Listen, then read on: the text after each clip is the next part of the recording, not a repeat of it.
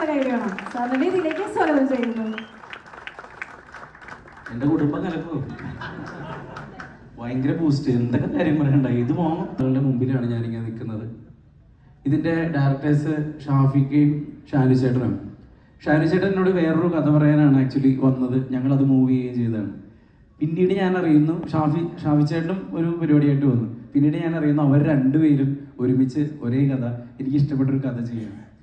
അപ്പോൾ ഈ സിനിമ എന്തായാലും നല്ലൊരു പ്രൊജക്റ്റ് ആകുമെന്നും എന്നെ സ്നേഹിച്ച പിന്നെ ഇവരെ കൊണ്ടുവന്നേക്കണം. അതേപോലെ എൻ്റെ സുഹൃത്തുക്കൾ, എന്നെ ഞാനാക്കി എൻ്റെ സുഹൃത്തുക്കൾ ഇവിടെ ഒരുപാട് പേരുണ്ട്. പിന്നെ അതൊക്കെ ഈ നമ്മളുടെ ചൈൽഡ്ഹുഡിൽ നിന്ന് കിട്ടിയ കുറേ കാര്യങ്ങളാണെന്നാണ് പറയപ്പെടുന്നത്.